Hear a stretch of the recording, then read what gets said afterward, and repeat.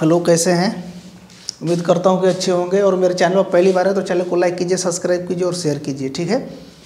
अभी यहाँ पर चल रहा है कंप्लीट लूसेंट और आज हम पढ़ेंगे चैप्टर नंबर 2(1) के प्रागैतिहासिक काल, आद्य ऐतिहासिक काल और इतिहास। मतलब इसे किसे कहते किसे, इसके बारे में समझेंगे। समझने के बाद आगे पढ़ेंगे, ठीक है। तो देखिए, प्रागैतिहासिक काल किसे कहते हैं।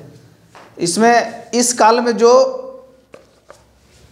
कहने का मतलब है कि जिस काल में मनुष्य द्वारा घटनाओं का लिखित विवरण ना हो, मतलब कोई हम अभी जो काल चल रहा है, अभी हमने के जो कर रहे हैं, इसकी कोई लिखित विवरण ना हो तो उसे क्या कहेंगे? प्रागैतिहासिक काल, ठीक है। उसी प्रकार आते हैं आद्य ऐतिहासिक काल में। आद्य ऐतिहासिक काल में ये लिखा हुआ है लेकिन हम लोग को पढ़ने नहीं आता। मान लीजिए कि ये लिखा हुआ है और हमें पढ़ने नहीं आएगा तो इसे क्या कहेंगे? आद्य ऐतिहासिक काल।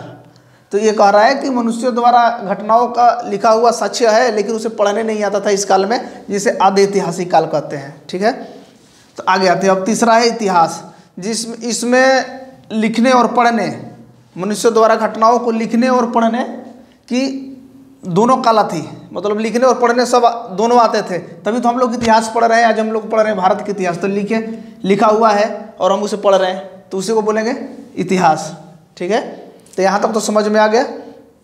प्रागैतिहास, आद्य इतिहास और इतिहास किसे कहते हैं, ठीक। तो आइए देखिए, ज्ञानी मानव का, होमोसेपियन का जो धरती पर, कहने का मतलब कि होमोसेपियन का प्रवेश धरती पर हुआ 30 या 40 वर्ष पूर्व, और इनका मुख्य कारण था, मुख्य आधार था, कहने का मतलब मुख्य आधार था, जीविका का मुख्य आधार था जिससे जीवित रहते थे, वो था शिकार करके, यानी किसी जानवर को मारकर खाना और खाकर अपने जीवन यापन करना।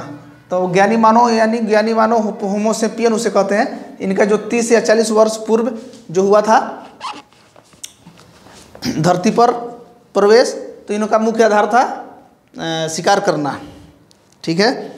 आइए आगे। आग का आविष्कार जो है पूर्व पाषाण काल में, और नव पाषाण में पहिए का। देखिए, नव पाषाण काल में किस किस का उपयोग आविष्कार हुआ है। नव पाषाण काल में पहिए एवं कृषि का, ठीक है। और पहली फसल जो थी गेहूं, और बाद की फसल जो थी, यानी प्राचीनतम फसल जो थी जौ। उदाहरण जो था मेरठगढ़ में इसकी मिली थी। और प्राचीनतम जो साक्ष्य मिला है ना,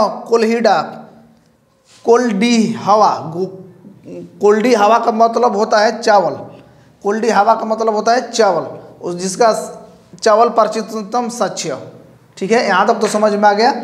देखिए, सर्वप्रथम जो मनुष्य था, उसने पूछता है क्वेश्चन कि सर्वप्रथम मनुष्य किस धातु का उपयोग किया था, तो हम लोग तांबा का बोलेंगे, क्योंकि उसका कुल्हाड़ी बनाया था, कुल्हाड़ी बनाकर शिकार करने में यूज कर रहा था।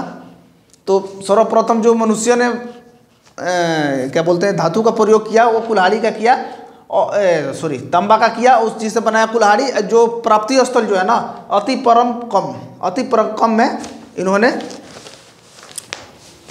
उसका साक्ष्य मिला हमें, ठीक है। आगे बढ़ते हैं। देखिए, आगे कह रहा है कि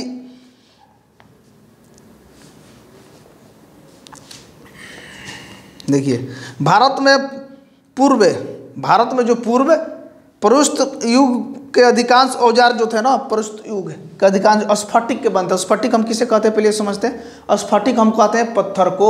देखिए, स्फटिक कहते हैं हम पत्थर को, ठीक है। अब आगे आते हैं क्वेश्चन में। देखिए, जो रॉबर्ट ब्रूस फुट पहले व्यक्ति थे जिन्होंने 1883 में भारत में पुरापाषाणकालीन औजारों की खोज किया। जो ये औजार स्फटिक के बने हुए थे, एक कुल्हाड़ी बना हुआ था तांबा का, तो इसका जो सर्वप्रथम जो खोज किया ना रॉबर्ट ब्रूस फुट ने, कब? 1883 में, कब? पुरापाषाणकालीन औजारों का इन्होंने खोज किया। यहाँ तक तो हमें समझ में आ गया। यहाँ तक तो मतलब समझ में आ गया। देखिए, यहाँ पर पूरा कहेगा पुरापाषाणकालीन औजारों का खोज किसने किया भाई? रॉबर्ट ब्रूस फुट, 1883 में, ठीक है। प्राचीनतम नगर कौन था इस काल में? मोहनजोदड़ो, जिसे क्या कहते थे? मृतकों का टीला। ये जो है मृतकों का टीला, ये सिंधी भाषा में जिसका अर्थ होता है, मोहनजोदड़ो का सिंधी भाषा में जिसका अर्थ होता है मृतकों का टीला। यहाँ तक तो हम समझ में आ गया, हमें क्या करना है। देखिए आगे आते हैं। असम का श्वेतभ्रू गिबन भारत में पाए जाने वाला एक ऐसा मानववाद कविता कॉपी है। मानववाद कॉपी यानी बंदर है, समझ गए। आगे बढ़ते। इनाम गांव ताम्रम पाषाण युग की एक बड़ी बस्ती थी। इनका संबंध जो था जोरवे संस्कृति से था। यहाँ तक भारत में शिवालिक के पहाड़ी से जीवाश्म का प्रमाण मिलता है। देखिए ये शिवालक पहाड़ी जो है जहाँ से जीवाश्म का प्रमाण मिला था।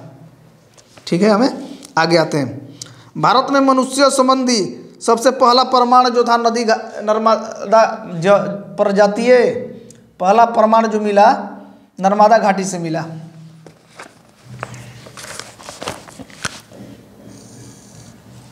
नर्मदा घाटी से हमें पहले क्या मिला भाई, देखते हैं। भारत में मनुष्य संबंधी पहला प्रमाण है, मनुष्य संबंधी पहला प्रमाण जो था नर्मदा घाटी से प्राप्त हुआ।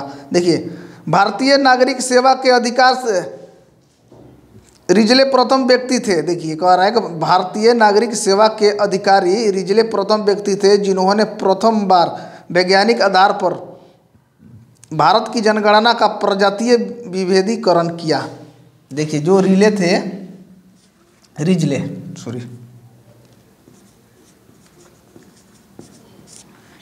थे जो भारत के प्रजातीय विभेदीकरण का पहला विभेदीकरण किया। ठीक है, जनसंख्या का विभेदीकरण किया। तो यहाँ तक हमारा खत्म हो गया।